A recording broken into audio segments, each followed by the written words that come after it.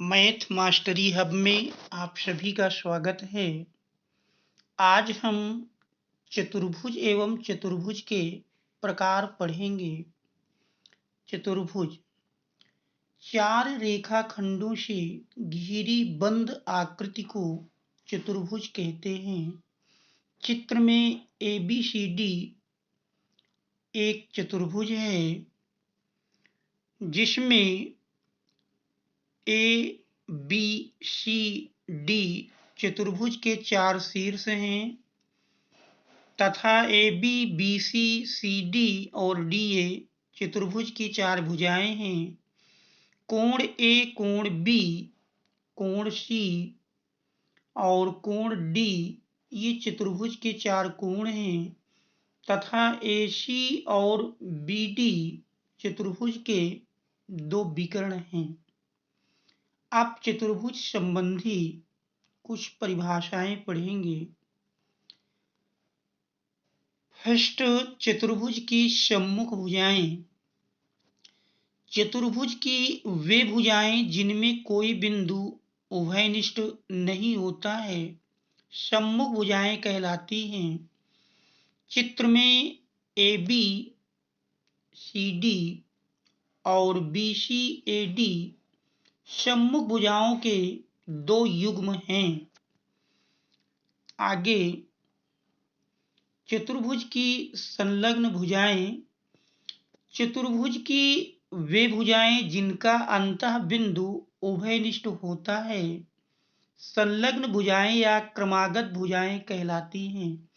जिसे हम देख रहे हैं ये भुजा CD और CB में बिंदु C उभयनिष्ठ है तो ये भुजाएं चतुर्भुज की संलग्न या क्रमागत भुजाएं कहलाएंगी। तो क्रमागत भुजाओं के चार युग्म होते हैं। ABBC, BCCD, CDDA और DAAB ये चतुर्भुज की संलग्न भुजाओं के चार युग्म हैं। आगे, चतुर्भुज के सम्मुख कोण। चतुर्भुज के वे कोण जिनमें कोई भुजा उभयनिष्ठ नहीं होती है सम्मुख कोण कहलाते हैं। चित्र में कोण DAB और कोण BCD। देखिए, चित्र में देखें तो DAB जो कोण बन रहा है और कोण BCD ये सम्मुख कोण हैं तथा कोण ABC और कोण ADC ये भी सम्मुख कोण हैं। तो इस प्रकार से चतुर्भुज में सम्मुख कोणों के दो युग्म हैं। इसके बाद पढ़ेंगे चतुर्भुज के संलग्न कोण। चतुर्भुज के वे दो कोण जिनमें एक भुजा उभयनिष्ठ होती है संलग्न कोण कहलाते हैं। चित्र में कोण DAB तथा कोण ABC, कोण ABC तथा कोण BCD, कोण BCD तथा कोण CDA, कोण CDA तथा कोण DAB संलग्न कोणों के चार युग्म हैं। अब चतुर्भुज के प्रकार। पहला, समलंब चतुर्भुज। ऐसा चतुर्भुज जिसमें सम्मुख भुजाओं का एक युग्म समांतर होता है समलंब चतुर्भुज कहलाता है। तो हम जानते हैं कि चतुर्भुज में सम्मुख भुजाओं के दो युग्म होते हैं जिसमें से केवल अगर एक युग्म समांतर हो जाए तो फिर वो चतुर्भुज समलंब चतुर्भुज कहलाता है। चित्र में देख रहे हैं ऊपर और नीचे वाली दोनों भुजाएं समांतर हैं तो इन सम्मुख भुजाओं का ये एक युग्म समांतर है जबकि दाएं और बाएं वाली भुजाएं समांतर नहीं हैं, इसलिए यह समलंब चतुर्भुज है। आगे, समांतर चतुर्भुज। समांतर चतुर्भुज में ऐसा चतुर्भुज जिसमें सम्मुख भुजाओं के दोनों युग्म समांतर हों समांतर चतुर्भुज कहलाता है। चित्र में हम देख रहे हैं ऊपर और नीचे की दोनों भुजाएं आपस में समांतर हैं तथा दाएं और बाएं की भी दोनों भुजाएं आपस में समांतर हैं।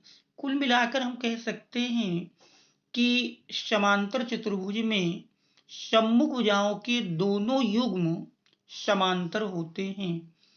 तो ऐसा चतुर्भुज जिसमें सम्मुख भुजाओं के दोनों युग्म समांतर हों समांतर चतुर्भुज कहलाता है। आगे समचतुर्भुज। समचतुर्भुज ऐसा समांतर चतुर्भुज जिसमें चारों भुजाएं समान लंबाई की हों समचतुर्भुज कहलाता है। तो दिए गए चित्र में हम देखते हैं कि चारों भुजाएं इसकी समान लंबाई की हैं, इसलिए यह समचतुर्भुज है। तो समचतुर्भुज समांतर चतुर्भुज का एक विशिष्ट रूप है, क्योंकि इसमें भी आमने सामने की सम्मुख भुजाओं की यानी दोनों युग्म समांतर हैं। आगे आयत। ऐसा समांतर चतुर्भुज जिसका प्रत्येक कोण समकोण हो आयत कहलाता है। तो आयत भी समांतर चतुर्भुज का एक विशिष्ट रूप है जिसका प्रत्येक कोण समकोण होता है। चित्र में देख रहे हैं कोण ए, कोण बी, कोण सी और कोण डी प्रत्येक समकोण है। तो ऐसा समांतर चतुर्भुज जिसका प्रत्येक कोण समकोण हो आयत कहलाता है। दिए गए चित्र में ABCD एक आयत है। अब वर्ग। ऐसा समचतुर्भुज, समचतुर्भुज यानी जिसकी चारों भुजाएं समान लंबाई की हों, ये समचतुर्भुज से परिभाषित हो गया। तो ऐसा समचतुर्भुज जिसका प्रत्येक कोण समकोण हो वर्ग कहलाता है।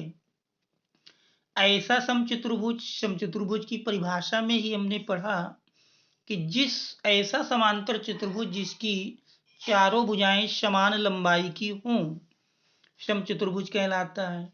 वर्ग में ऐसा समचतुर्भुज जिसका प्रत्येक कोण समकोण हो वर्ग कहलाता है। तो दिए गए चित्र में देख रहे हैं चारों कोण 90 अंश के बने हुए हैं, इसलिए दिया हुआ चित्र एक वर्ग है। तो इससे स्पष्ट होता है कि समचतुर्भुज, आयत तथा वर्ग समांतर चतुर्भुज के विशिष्ट रूप हैं। Thanks for watching.